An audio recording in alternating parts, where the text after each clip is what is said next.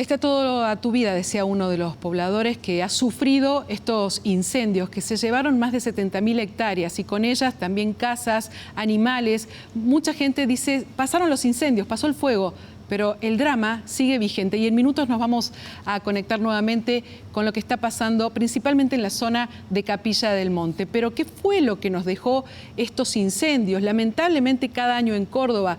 ¿Qué ha pasado con el cambio climático? ¿Qué pasa para remediar todo esto que ha pasado, todo este daño que ha quedado en el suelo? Bueno, se lo vamos a preguntar al doctor en Ingeniería Ambiental, Santiago Reina, que está con nosotros, bueno, para hablar un poco de lo que a veces parece nos olvidamos muy rápidamente cuando no vemos fuego, ¿no? ¿Cómo le va?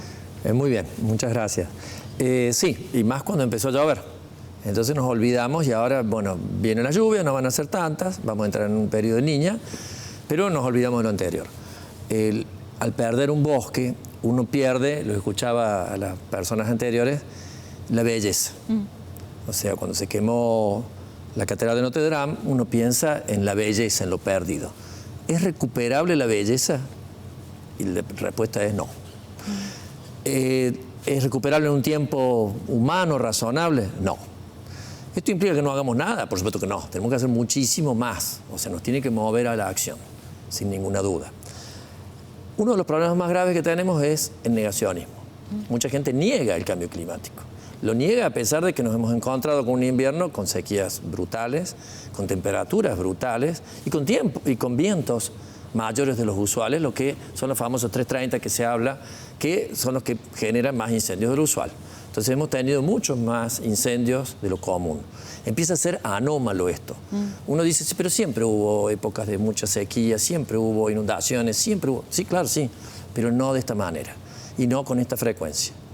Entonces empezamos a ver las consecuencias que nos están ocurriendo. Por ejemplo, empezamos a tener menos agua en los ríos, empezamos a tener la necesidad de ver qué hacemos con todo eso. Estaciones que ya no están definidas, ¿no? Claro. Porque tenemos mucho calor, a lo mejor también en invierno, y nos preguntamos por qué nos pasa esto. Esto tiene que ver con el cambio climático, pero usted dice no lo aceptamos. Mucha gente no lo acepta. Es más, los incendios son elementos que aumentan el cambio climático porque generan gases de efecto invernadero. El dióxido de carbono, ese que se libera, que estaba capturado en el bosque, hace que el cambio climático sea aún peor.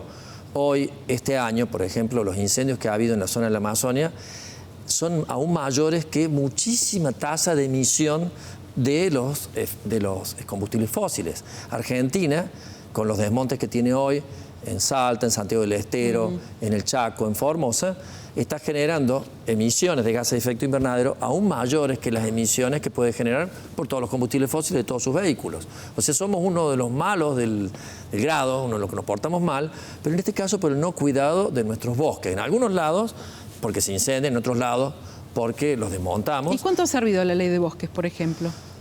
Para que se cuiden la ley de más. bosques es fundamental porque nos ha hecho conscientes de una realidad, que los bosques hay que cuidarlos. Tiene falencias, sin duda, y una tiene que ver con que, insisto, mucha gente niega el problema, porque es la manera más cómoda de no hacer nada. Ahí están los negacionismos duros, que se llaman. Niego que realmente haya cambio climático. Los blandos, acepto el cambio climático, pero niego que el hombre tenga que ver. Y lo que se llama el panglosianismo, suena una palabra muy rara, pero no importa. Hay un personaje de Voltaire que se burla Voltaire de él porque dice que el mundo es bueno y va a arreglar las cosas. Y entonces muchos dicen todo se va a arreglar solo. O sea, estamos esperando que la naturaleza por sí sola deje de tener incendios, deje de... Pero nosotros los causamos. Pero nosotros lo causamos. Entonces, eso ocurriría si la dejáramos en paz, pero no la dejamos en paz. Entonces ahí viene el tema de cómo podemos hacer para mirar hacia adelante. Bueno, tenemos que revisar todo lo que se hizo. Qué se hizo durante el incendio, qué se hizo antes de los incendios, para repensar hacia adelante, un plan. Tenemos que tener un plan. En esa revisión tiene que haber inversión, ¿no? Sin inversión, duda. No solamente hablar de dinero, sino también de capacitación y hablar un poco de tecnología, cómo ha influido para evitar incendios. Y te pregunto, Santiago, porque, por ejemplo, en California dicen que tienen los brigadistas más importantes o más preparados del mundo. Sin embargo, en California, los bosques de California se quemaron todos. En California también se queman los bosques. ¿Por qué? Porque están con el mismo problema. El problema del cambio climático es real. Y entonces, ¿qué nos ocurre? En alguna época del año, todo eso que tenemos ahí, una pequeña chispa, un pequeño incendio descuidado, se transforma en algo descontrolado. Por eso aparece la necesidad de poder controlar el incendio antes de que empiece, apenas vemos el humo. Por ejemplo, las imágenes nos sirven, pero las imágenes, ¿qué nos ocurre? Detectan el calor. Ya cuando hay calor ya estamos con problemas. Las imágenes ayudan. Ayudan todos los sistemas que tenemos, los sistemas locales. Ayuda a la gente.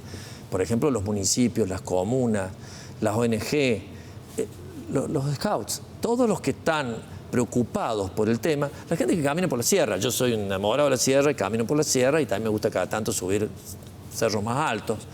Y ahí uno ve el problema de los glaciares que van desapareciendo, ¿no? Sí. Entonces, toda esa gente avisa, pero para eso hay que incorporarla al sistema. El sistema no pueden ser los bomberos solos, eso es imposible. Pues el bombero llega cuando ya el incendio ocurrió y ya, bueno, por más bomberos que ponga, con todo el apoyo del mundo, porque todo el mundo actuó muy bien, y uno notaba en las distintas filmaciones que se hacían de cómo se actuó frente a los incendios, estaban bomberos de, qué sé yo, de Cuesta Blanca, bomberos de Altagracia, y no estaba, el incendio estaba ocurriendo en el norte de Punilla, de todos lados estaban. O sea, cuando ocurre esto, funciona muy bien nuestra sociedad. Somos muy solidarios, ponemos toda la carne en el asador. Pero eso no es suficiente, porque hay que planificar. Claro. Hay que ver qué hacemos hacia adelante. Tenemos que educar, la sociedad tiene que aceptar esta realidad, pero no aceptarla en el sentido de que así la aguanto, que se va a arreglar sola. Aceptarla para corregirla. Entonces aparecen los temas tecnológicos, los sistemas de detección, estos domos donde uno puede ver a distancia, y pero tiene que tener un centro que recibe toda esa información y actúa. Uno tiene que identificar los accesos. Las sierras nuestras no son fáciles de acceder en todos lados. Entonces, uno de los problemas que ha habido es cómo se accedían las distintas brigadas para apagar. Bueno, el tema de los cortafuegos, que tanto se discute, bueno, habrá que discutirlo y los técnicos decidirán cómo se lo hace. Insisto, la educación del nivel primario, secundario, la propia universidad, entender que esto es una realidad que no tiene por qué continuar. O sea, no puede ser, además otra cosa, siempre pensamos, y en los medios se comunica fundamentalmente los daños que es más fácil de ver, el primer daño que se ve, las viviendas quemadas. Pero hoy me encantó lo que ustedes mostraron, el dolor de que era de la persona que vivía de esa belleza, de ese regalo que nos da Dios y que nosotros no cuidamos lo suficiente. Entonces, hacia adelante vienen, cuando uno habla de esto, se habla de planes de acción durante emergencia. ¿Qué implica? En el durante, antes y después. No hablar solo cuando tenemos los incendios encima. Santiago Reina, muchísimas gracias por estar con nosotros, hacer esta reflexión, y ojalá tu próxima visita sea para hablar de cómo hemos aprendido a cuidar nuestras sierras, ¿no? Sí, así va a ser, sin duda. Ojalá que sí. Gracias.